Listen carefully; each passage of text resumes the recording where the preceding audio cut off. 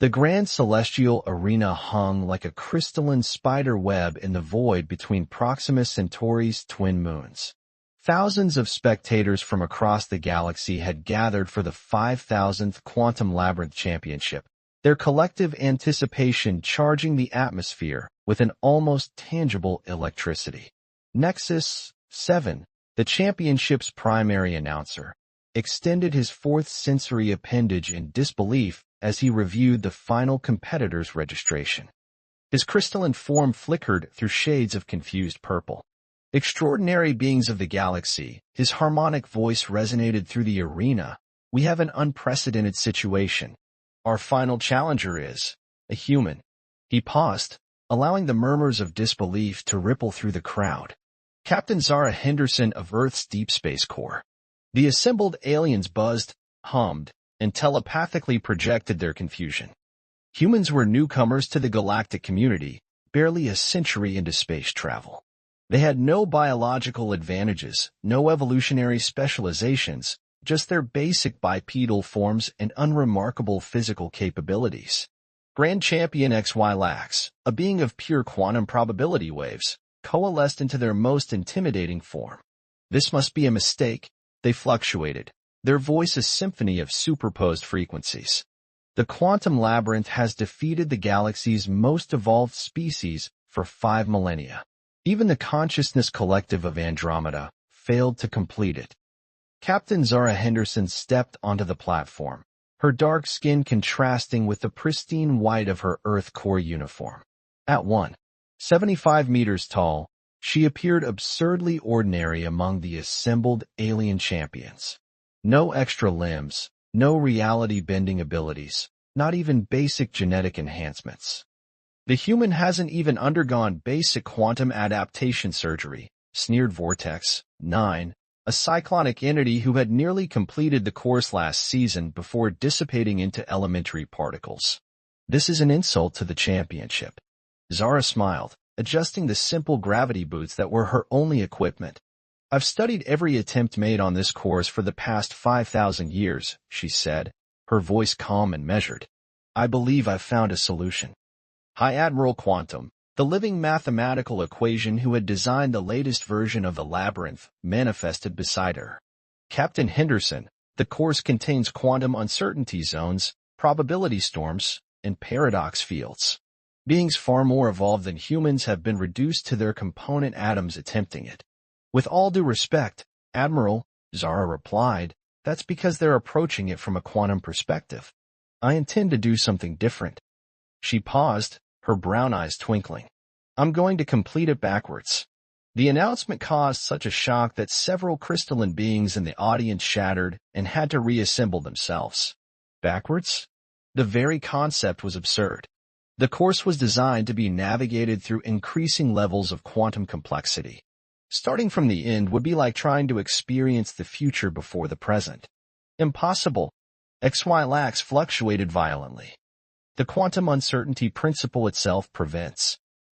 Only if you're thinking in quantum terms, Zara interrupted. But humans? We're remarkably good at doing things the wrong way round.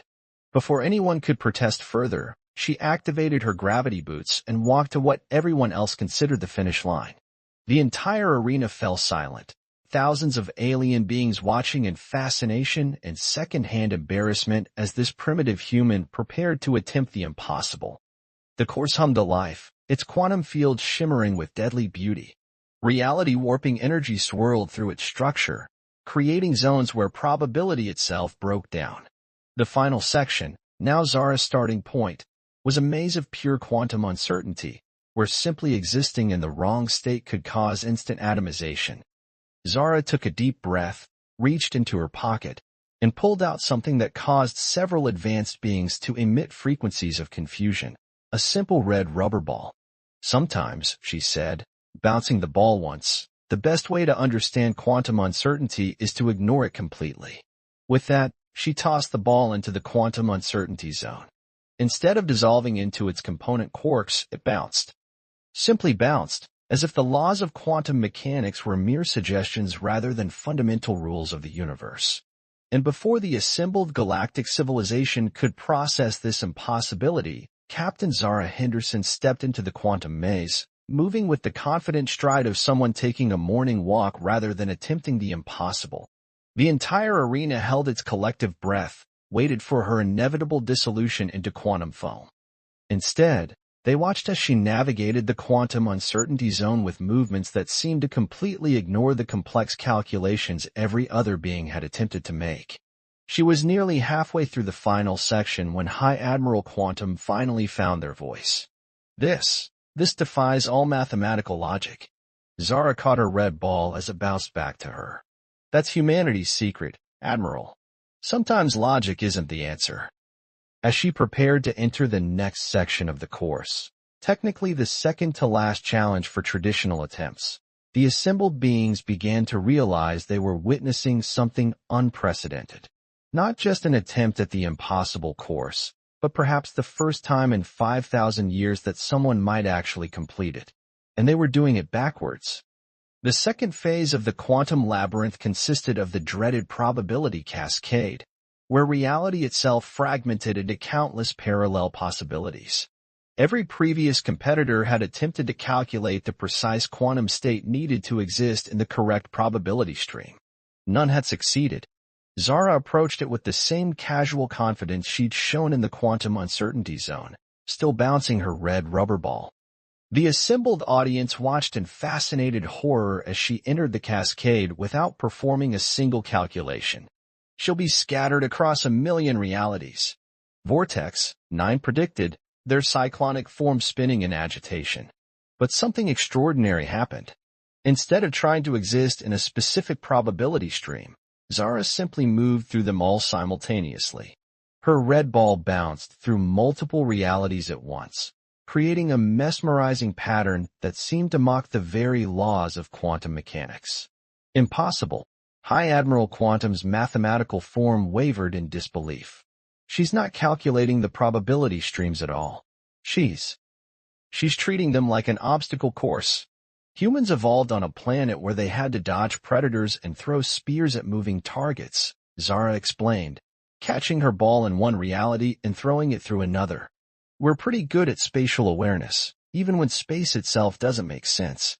The next section was the infamous paradox chamber, where cause and effect reversed themselves randomly. Champions had spent years developing quantum computers just to predict the patterns. Zara's approach? She started humming an old Earth tune called Row, Row, Row Your Boat, and moved in rhythm with the paradox shifts. The patterns aren't random, she called out to the bewildered audience. They're like music. You don't need to calculate music to dance to it. XY Lax, the quantum probability wave champion, had reformed into a more stable pattern to observe more closely. This defies all known principles of quantum navigation. That's because you're thinking like quantum beings, Zara replied, executing a perfect backflip through a causality loop. Humans? We're really good at making things up as we go along. As she progressed through what would normally be the earlier stages of the course, her unconventional approach began to make more sense. The quantum complexity decreased, but traditional competitors would have been mentally exhausted by then, their complex calculations wearing them down. By starting from the most difficult section, Zara was tackling each challenge with fresh determination. The Schrodinger's maze, normally the fourth challenge, presented corridors that existed and didn't exist simultaneously. Previous competitors had tried to calculate the exact quantum state of each pathway. Zara? She simply tossed her ball down each corridor. If it bounced back, the path existed. If it didn't, she tried another way. It's not about quantum states, she explained to the dumbfounded observers. It's about trial and error. Humans have been solving mazes this way since we figured out how to draw them in the dirt. The next to last challenge, or second, from the traditional starting point, was the entropy reversal zone. Here, time itself became unstable, flowing in multiple directions at once. Most beings tried to synchronize themselves with the temporal flows. Zara treated it like a game of jump rope, timing her movements to the rhythms of shifting time. Finally, she reached what was traditionally the starting point of the course. The easiest section was a simple quantum tunnel where reality phased in and out of existence. After the challenges she'd already conquered, it might as well have been a walk in the park. With one final bounce of her red ball, Captain Zara Henderson stepped through the quantum tunnel and onto the starting platform. The entire arena fell into absolute silence. Nexus 7, the announcer, took a moment to process what he'd just witnessed. In 5,000 years of the Quantum Labyrinth Championship, his harmonic voice resonated with disbelief. No being has ever completed the course. And now, a human has done it, backwards. The silence erupted into a cacophony of celebration. Crystalline beings chimed in harmonic resonance. Quantum entities pulsed with excited probability waves, and even the stoic High Admiral Quantum vibrated with mathematical joy. How? They asked, their equation form reconfiguring to express their curiosity. How did you know this would work? Zara smiled, giving her rubber ball one final bounce. In all your centuries of attempts, everyone tried to master quantum mechanics to beat the course. But sometimes, the best way to solve a complex problem is to simplify it. Where you saw quantum uncertainty, I saw paths to walk. Where you calculated probability streams, I saw patterns to follow. Sometimes the most advanced solution isn't the right one. She held up her red ball. This is from a children's toy store on Earth. Sometimes the best way to understand how something works is to play with it. The impact of her victory rippled through the galactic community. Humans, those peculiar beings from that unremarkable planet, had proven that sometimes the most powerful advantage wasn't advanced evolution or quantum mastery. It was the ability to see things differently. As Zara accepted the championship trophy, a simple crystal that pulsed with quantum energy, she couldn't help but grin. You know what the best part is? She asked the assembled beings. Back on Earth, we've got a saying. Think outside the box. Just wait until you see what else we can do when we really start playing with your rules. The galaxy would never be the same. And somewhere in the arena, a small red rubber ball continued to bounce, defying quantum mechanics one bounce at a time. 3 standard galactic months after Captain Zara Henderson's historic victory at the Quantum Labyrinth Championship, the Galactic Sports Council found itself facing an unprecedented crisis. Their most prestigious and impossible challenge had been conquered not just once, but 17 times, all by humans, and all in increasingly creative ways. The council chambers, a vast zero-gravity sphere at the heart of the Centauri administrative hub, buzzed with agitation. High Admiral Quantum's mathematical form fluctuated wildly as they projected the latest statistics. This is beyond comprehension, they declared, their equations shifting into stress. Lieutenant Marcus Rodriguez completed the course while juggling quantum probability spheres. Dr. Jasmine Patel treated the entropy reversal zone like a game of hopscotch. And most alarming of all, twins Oliver and Emma Zhang completed it as a 3-legged race. XY-Lax, who had since become the human competitor's most vocal supporter, rippled with amusement. You're missing the point, Admiral. Each human approaching the course reveals something new about quantum mechanics that our most advanced theories missed. The latest human to conquer the course was professional street dancer Devin Jackson, who had turned the probability cascade into what he called a quantum breakdance battle. His performance had not only completed the course but had also accidentally solved 3 long-standing quantum physics paradoxes through his movement patterns. The humans aren't just beating the course, Vortex 9 observed, their cyclonic form spinning thoughtfully. They're teaching us new ways to understand the universe. A holographic projection activated in the chamber's center, showing footage from the latest attempt. A human chef named Priya Kapoor was attempting the course while baking what she called a quantum soufflé. Her explanation that cooking and quantum physics both relied on perfect timing and a touch of chaos had initially seemed absurd, until she succeeded. Perhaps, suggested Council Member Nexus 7, we have been approaching education itself incorrectly. We've spent millennia teaching beings to master quantum mechanics through rigorous calculation and probability mapping. While humans, XY-Lax completed the thought, simply treat it like a new game to play with. The discussion was interrupted by an urgent communication from Earth. The human delegation, led by Captain Henderson herself, had a proposal. As the holographic image of Zara materialized in the chamber, Several council members noted she was still carrying that infamous red rubber ball. Distinguished members of the council, Zara began, bouncing the ball casually through a minor probability flux. We have a suggestion. Instead of seeing the quantum labyrinth as a challenge to be conquered, what if we turned it into a learning tool? She gestured, and the hologram expanded to show images of human children playing in simplified versions of quantum probability fields. On Earth, we've started incorporating quantum physics into playground equipment. Kids are learning about quantum uncertainty through games of tag, understanding probability streams through modified hopscotch, and grasping entropy reversal through jump rope rhymes. The council chamber erupted in a chaos of frequencies, waves, and mathematical symbols as the implications became clear. Humans weren't just solving the impossible challenge. They were revolutionizing how the galaxy understood quantum physics itself.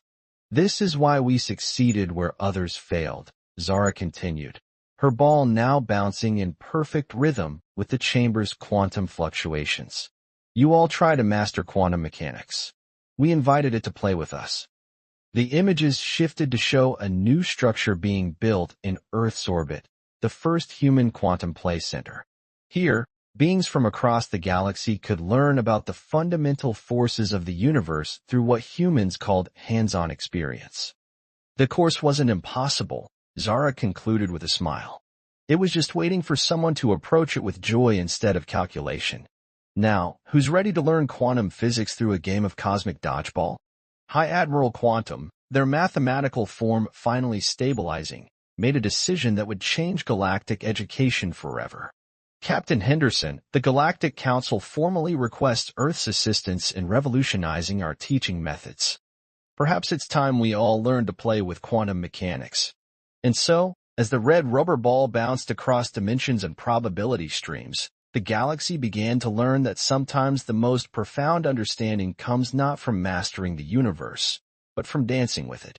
In the background, Devin Jackson could be heard teaching a group of crystalline beings how to quantum breakdance, while Chef Priya explained to a fascinated audience of energy beings how baking a soufflé was remarkably similar to stabilizing a quantum field. The era of quantum play had begun, and the galaxy would never be the same. The Galactic Central Library, once a solemn sanctuary of advanced theoretical knowledge, had transformed beyond recognition. Where austere quantum calculation chambers once stood, children of various species now played in probability pools, learning complex dimensional physics through games of quantum tag. Commander Ria Tanaka, Earth's newly appointed Minister of Galactic Education, stood beside High Admiral Quantum, watching a young crystalline being teaching a human child how to phase shift while the human showed them how to play hopscotch simultaneously. You realize, Ryu said, his eyes twinkling, that we've accidentally solved the galaxy's greatest educational crisis? He gestured to a chamber where Chef Priya was teaching a quantum cooking class, her students a mix of energy beings, crystalline entities, and traditional organic species. Quantum soufflé, rising in multiple probability states, Priya announced, as her students watched their dishes exist in several states simultaneously.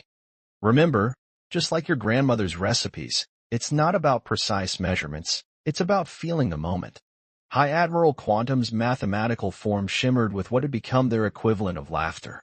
When Captain Henderson first completed the labyrinth backwards, we thought it was an anomaly. We never expected it would lead to this. This was the Great Galactic Renaissance, as historians were already calling it. The human approach to quantum physics, treating it as a playful dance rather than a rigid science, had sparked a revolution that extended far beyond physics. In the adjacent chamber, Devin Jackson's quantum breakdancing class had evolved into a new form of interspatial transportation. His students learned to move through probability waves with such natural rhythm that they could effectively dance between dimensions. Check it out, Devin called out, his body flowing through multiple reality states in perfect rhythm. When you feel the beat of the universe, you don't need to calculate the quantum states. You just groove with them. The most dramatic change had occurred in the field of quantum computing. In a vast chamber filled with swirling probability fields, Dr. Jayesh Patel, a human computer scientist, sat cross-legged in midair, surrounded by floating quantum bits. Traditional quantum computers tried to maintain perfect coherence, he explained to a group of amazed alien scientists. But we humans realized, why fight quantum uncertainty when you can play with it? His hands moved through the quantum bits like a conductor directing an orchestra, creating complex calculations through what appeared to be a form of quantum juggling. The results were unprecedented. Quantum computations that previously took years now unfolded in moments, guided by human intuition and playfulness. Even the most serious aspects of galactic civilization had been transformed. The Galactic Council's diplomatic chamber now featured a quantum playground where representatives could literally walk through each other's probability fields, experiencing different perspectives in the most direct way possible. It turns out, Commander Tanaka explained to a group of visiting dignitaries that it's much harder to maintain interstellar conflicts when you've played quantum tag with someone's probability field. The impact extended to art and culture as well. In the library's central atrium, a human-alien collaboration was underway. A quantum symphony where musicians played instruments that existed in multiple states simultaneously, creating music that flowed through both space and probability. Leading the orchestra was Marina Volkov, a human composer who had discovered that quantum harmonics followed patterns surprisingly similar to classical Earth music. Bach would have loved this, she mused, as her baton conducted probability waves into a fugue that spiraled through 11 dimensions. But perhaps the most profound change was visible in the library's youngest visitors. Alien children no longer struggled with quantum mechanics as an abstract concept. They grew up understanding it as naturally as human children understood gravity through falling and getting back up. We were wrong about humans, High Admiral Quantum admitted, their equation form expressing warmth. We thought your species was limited by your simple understanding of quantum physics. Instead, your simplicity was your greatest strength.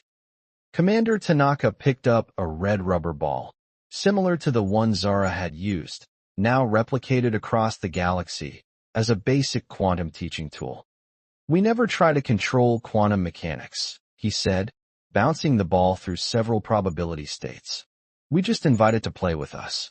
As if to emphasize his point, a group of children, human and alien alike, ran past them, playing a new game they'd invented combining quantum tunneling with something they called hide and seek.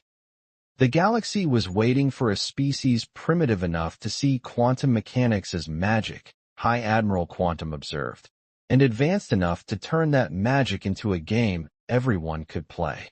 The red rubber ball bounced past them, existing in multiple states, played with by children who would grow up knowing that the universe wasn't a puzzle to be solved, but a playground to be explored. The emergency alert echoed through the Galactic Central Library's quantum-shifted halls. In the main probability arena, where children usually played quantum tag, a disturbing phenomenon was taking place. Reality itself seemed to be having fun. Dr. Jayesh Patel's quantum monitoring systems were displaying readings that made no mathematical sense. Probability waves were spontaneously forming into playful patterns. Quantum states were linking together in ways that resembled children's games. The universe, it seemed, had learned to play. This is unprecedented. High Admiral Quantum's mathematical form fluctuated with concern as they studied the readings. The quantum fields are exhibiting autonomous behavior patterns consistent with entertainment. Captain Zara Henderson, now director of the Quantum Play Initiative, bounced her legendary red ball thoughtfully.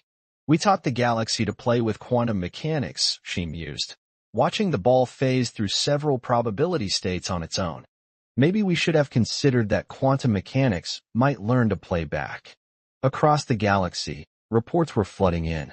The quantum cooking class's probability fields were spontaneously creating new recipes.